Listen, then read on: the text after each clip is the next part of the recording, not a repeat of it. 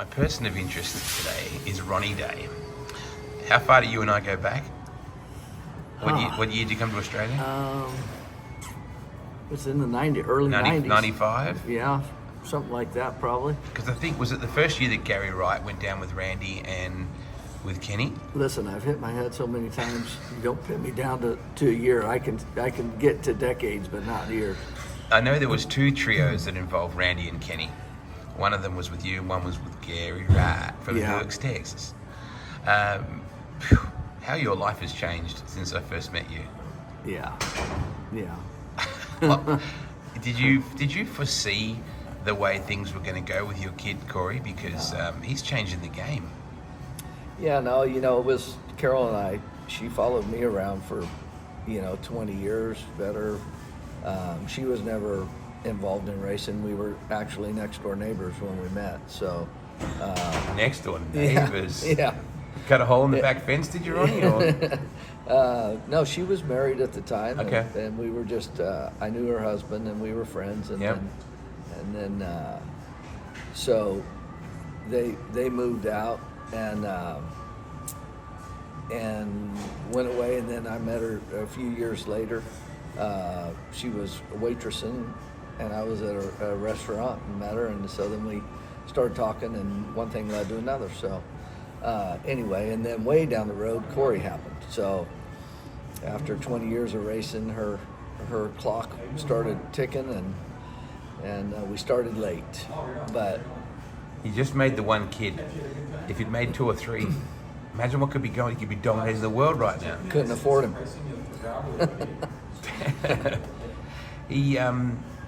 We were talking about this yesterday. He's just turned 18. Yeah. He's turned over. We're not finished yet. He could nudge quite easily $500,000 in turnover this year. Possibly, yeah. Yeah, it's kind of crazy to think about that. What do you think the most was you turned over in a year? Be lucky, 60, 50, 60, 70 grand maybe. I never got out on the road a lot, but I did travel, but not with any one deal. I did some use, I would race NARC and then go do some USAC stuff, with a non-wing midget, champ dirt car. I just kind of have helmet bag will travel type deal. Got to go to Australia and New Zealand and do that. So yeah, I was really fortunate in my career. I feel that maybe didn't get to do everything I wanted to do, but man, I did a lot more than most people ever got a chance of doing. So NARC was particularly strong when you were running there. Yeah, Brent Kading was just like racing the factory. Yep. Back then he had, all the good parts and all the good guys, and they were a well-oiled machine. It was just, it was a hell of a benchmark to set what Brent did out there, So, and I won a NARC King of the West championship, but I can't tell you how many times I ran second or third in it, probably, But a lot of years I never ran for the points. Like I said, I was on the West Coast and the Midwest racing midgets and sprint cars and just getting to do everything. I really enjoyed that, being versatile and being able to drive a non-wing car and a wing car and champ dirt car, and it was fun. That's what I enjoyed doing. Is there a track that you most feel grateful that you raced? Was there a Manzi or an Ascot or where was there a place that you went, wow, I raced there? So Ascot was pretty cool. Yeah, I love that. I love that place, right? But it was cool for me in a couple ways that I got to race a motorcycle there and also raced a sprint car there. So I know Eddie Worth. He was one that did that, but I don't think a lot of people got to say that they raced motorcycles at Ascot and also got a chance to drive sprint cars there too. So I was talking to Sammy Swindell. He said that there was a lot of Hollywood A-listers there, like Gene Hackman and Steve McQueen and those kind of guys would be at Ascot semi-regularly because it was the place to be. Yeah, and the gearhead, guys were there.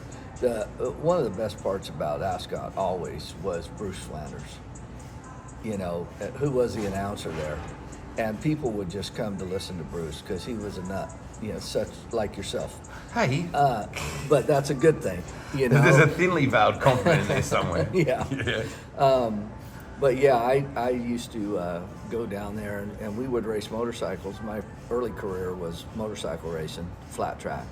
And so my uncle lived down in Orange County. Nice. So we would go race Ascot on a Friday night. And then if we didn't have a race going Saturday, I would stay down there, and my uncle and I, and whoever else wanted to go would go to Ascot. And we just listened to Flanders. I mean, he was as good a show as the racing was down there. Wow, So, that's a big call. yeah. So it was a lot of fun. Ascot definitely holds a special place, for me. There's a lot of tracks that you raced at that aren't around anymore, and the one that'll always be personal to me is Claremont. Yeah. What do you recall about Claremont, and how did you get to go there?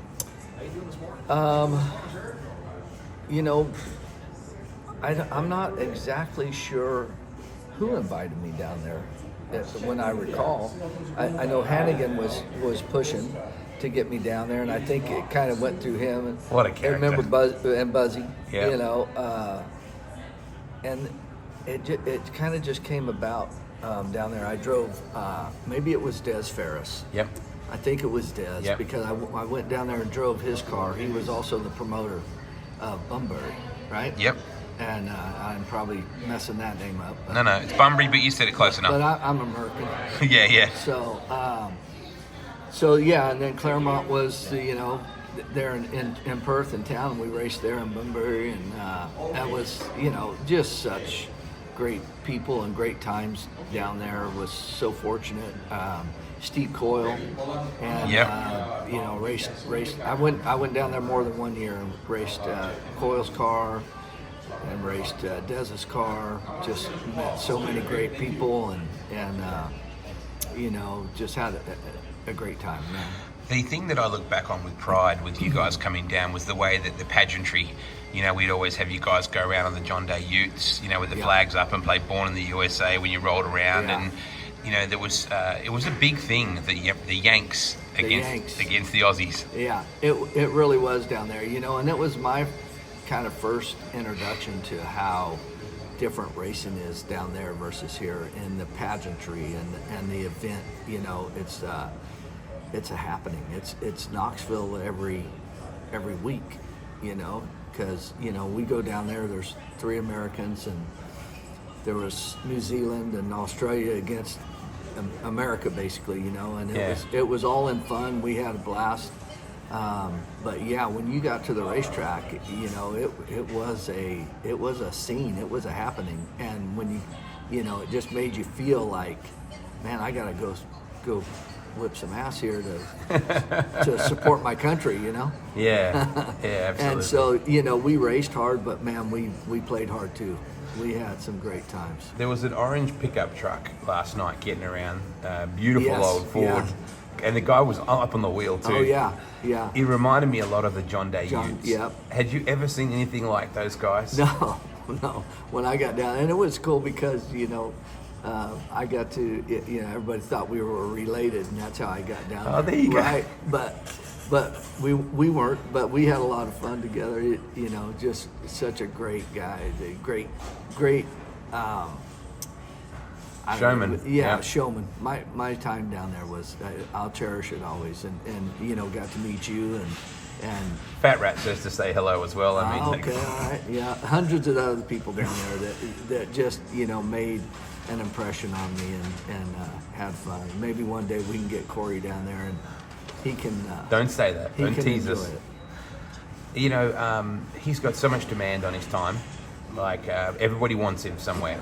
What an opportunity to be at 18 years of age and having the world want you to come and race their race car. How do you possibly sift through all the offers and the opportunities, and what do you do with him? Have you sat down as a group that your team owners and go, this is what we planned for him, or are you doing it by the seat of your pants? Yeah, just kind of by the seat of our pants right now. He's I guess pretty much come out of nowhere and does what Corey does. Right now it's just me, mom, and dad, or me and mom and Corey. Yeah. And so for myself, I couldn't script right now any better in his life. If I had to write this down, this is all movie stuff. He's with the best team. I started out with my own, starting him out on motorcycles, because that was always my first love. Yep. And it gives you a good grounding too. If you can ride motorbikes on dirt, it teaches you a lot about balance, throttle control, hospitals. Yeah. Well, I mean, it was, not just because he's my son, but man, when he rode a motorcycle, he could be as good of a motorcycle racer as he is a race car driver, for sure. There's no doubt in my mind. But he did stuff when he was little on a motorcycle he would either win or crash. And he's got a room full of trophies on the motorcycle too. So we had a lot of fun doing that. And then it just got to the point where he was doing some pretty crazy things on a 65 that some guys weren't doing on 250s. Yep. And he went down in the berm and the guy ran him over and fractured his elbow. Yep. And so mom just kind of put the kibosh on it and said, he needs a roll cage at that point. So we got him into micros, and then it just kind of escalated from there. And so I bought Brad first sprint car team. Oh, wow. When he sold out. And so we went racing as a family. And then Jason Myers and Preston Cross with 4Cs construction, they were helping me with the micro. And then one thing just led to another. And we went to Arizona one time as our families. Jason and I, our families have always been together. We've known each other forever. Same with the Cross family. And so we were just, went to Arizona. Jason said, hey, let's put your motor in my car and let's go there. He had a brand new motorhome and he wanted to try it out. So we went down there and he raced side by side with Donnie Schatz for that first time ever in a 410. And Jason's like, what's going on He can here? see it. Yeah. And so then that just kind of, but he was 15 at that point. And then, so we kept racing my car, and then I guess when he was 17, after he got out of school that year, we brought him back to Knoxville and to the Midwest a little bit and got his feet wet. And he did good. And so the rest is history. When he got this year, when the high limit deal started, I know Brad and Kyle were talking to Jason about trying to get him on the road, and the Outlaws had wanted us to get out there too, but he was still in high school, and that was he's going to graduate high school no matter what, so I made that very clear to everybody. And so we waited another year, and then got him out here. But when the high limit deal came out, Corey was homeschooled. He's never been to a day of high school in his life. Oh, wow. Yeah, never got to go. That's kind of disappointing for me, but it's worked out for him. And the way that happened was it started with COVID. When COVID came, it shut all the schools down, and he was homeschooled from that point on. Then when they opened the schools back up, it just made, with as much racing he was doing, it just made sense to keep him homeschooled. And he excelled at homeschool more than at school. If somebody's talking, he's got to be a part of that conversation. So when you're homeschooled, you just talk to yourself. So that's a good point. Right. I hear a lot, he's not long in our sport. There's not long left for him in our sport. There's a lot of discussion that he's going to go onto the asphalt, into a NASCAR direction. How does that all happen as a consequence? Do people notice sprint car racing in that world more than we realize? And has that become something more because of Kyle? Kyle's a big push there. He's got some opportunities in NASCAR, through Hendrick, and that's because of Kyle. So, they don't have anybody in the pipeline, and they never really have, but they see, how Kyle came up through it, and they they understand, and they, you know, Kyle seems to think that Corey can go drive a NASCAR. You know, he barely knows how to drive a stick shift, barely, you know. So anyway, he's had some opportunities to go test. He's done. He did a late model with Junior Motorsports. Yep. And ended up winning the feature there, right? So that was good. That got him an opportunity to go drive for Pinnacle Racing with a ARCA car, and he was passing for second there, and then so he was having a hard time hearing the spotter. Because he didn't have the right earplugs in, and those cars are so noisy. And he thought he heard the spotter say clear. He could only hear about every third word, and it said that early on. But he thought he heard the spotter clearing him, and he didn't. And he kind of moved up on the car and got spun running second there. So that was okay. He was going towards the front when that happened, and as long as you're doing that, you know, they're usually okay with that. So anyway, now there's, you know, some opportunities out there. He's going to have another ARCA race and also a truck, Craftsman truck at Bristol. Ooh. Yeah. As you do. Yeah, both in the same night. Oh wow. Yeah. And then we have to drive 6 hours to Eldora because he's running Friday and Saturday at Eldora. So, is NASCAR and IndyCar still the pinnacle, Ronnie, in this country? Is that still where, no matter how much, I'm not questioning the value of sprint car racing or his love for it or your love for it, but is that still the pinnacle where you earn a really good living and then you can maybe come back like Kyle has and, you know, like Casey has and still remain in the sport? Yeah, absolutely. You know, I think NASCAR is the pinnacle. IndyCar used to be where all the sprint car guys wanted to go, and Foyt and Mario and all those guys. Yeah. You know, so, you know, when I was young, that's where I aspired to go to was Indy, you know, but nowadays it's NASCAR, you know, and Corey loves sprint cars, loves them, you know, and the NASCAR deal is another opportunity, and he's you know, looking forward to whatever comes along there. And if you know, really to make it, you have to go to Cup, right?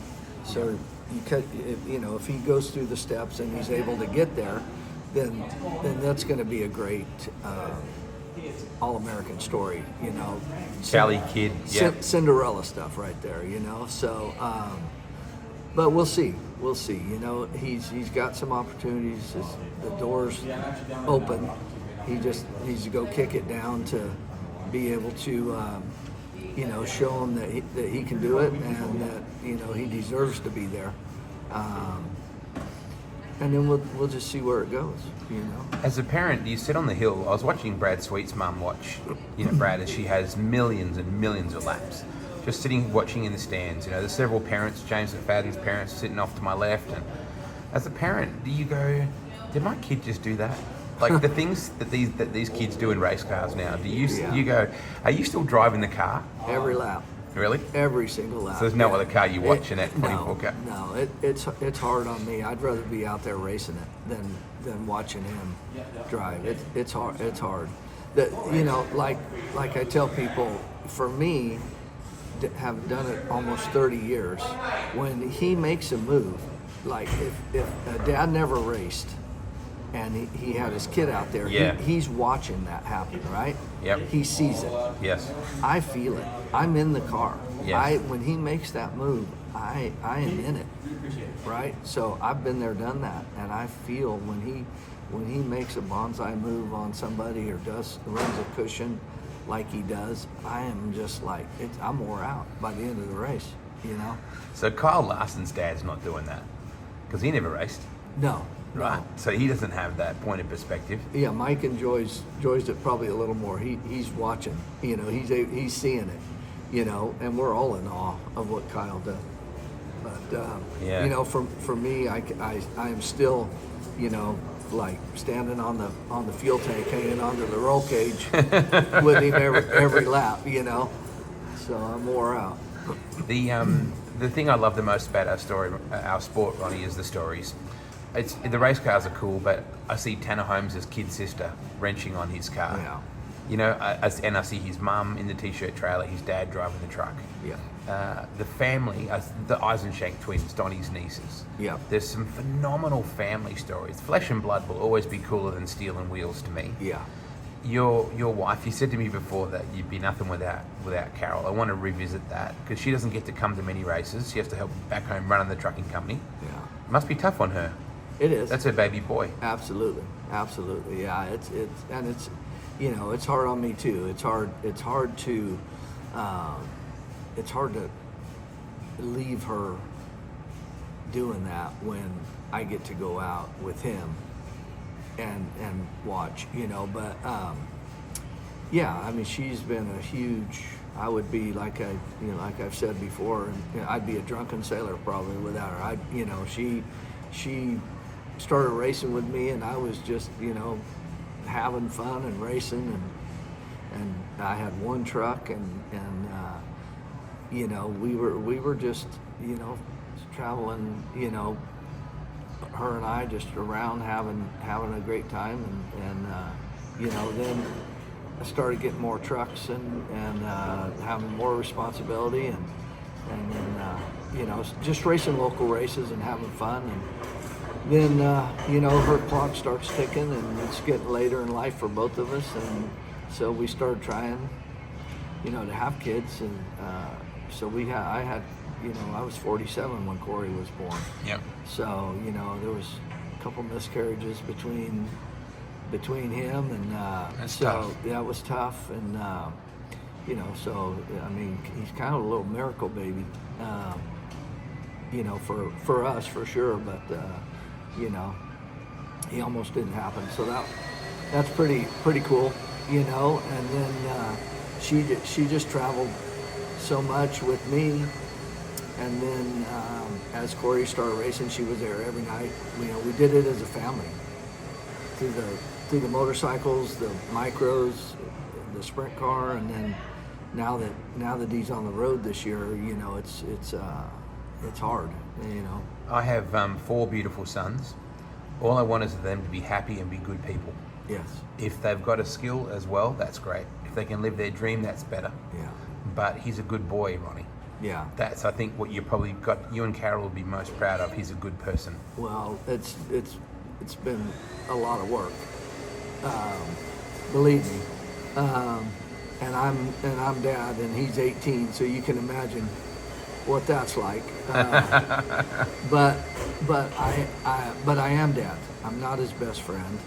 You know, I don't want to be his best friend. I want him to understand that it's my responsibility as a father to get him pointed down the road in the right direction, and teaching right from wrong, and just the fundamentals of life, you know, and learn to be a good person, and to you know, contribute to society somehow. You know, it was great. So when he was a little guy in kindergarten, he come home and he said his teacher, they had learned that day, because I used to ask him, you know, did you learn anything today? And he said, yeah, Dad, you know, today I learned that my teacher said in life there are bucket dippers and bucket givers. And if you always want to be able to give, if you dip out of the bucket, then you need to give back to the bucket. You need to put water back to the bucket. Don't always dip out of it and never put anything back. And I just thought, you know, in kindergarten, that was a great lesson. So, you know, I always tease him, don't be a bucket dipper, you know, when things start going on, and it's just our little deal, you know, but pretty cool. But yeah, I'm, you know, more than anything, if you ask him, I'm pretty hard-nosed about, you know, what I expect out of him as a person. I'm 65, he's 18. There's a big gap there, you know, but I try. It's not always easy, but you know, I just feel I need to say what I need to say and get it in his head, because I'm not going to be here as long as my parents were for me. So, you know, that weighs on me a little bit, that we started late, then we got this big gap, but you know, he's a good boy. I love him to death. He's doing crazy things. You know, his talent is just unbelievable. Mom and I are so proud, but we're just winging this as we go, honestly. I mean, you know, there's phone calls and stuff all the time and different things happening, and you know, whoever thought, Wade, that I would be the voice of reason? Right? Who would have ever thought this? But I have to be in this situation, so it's been fun. It's been a good ride.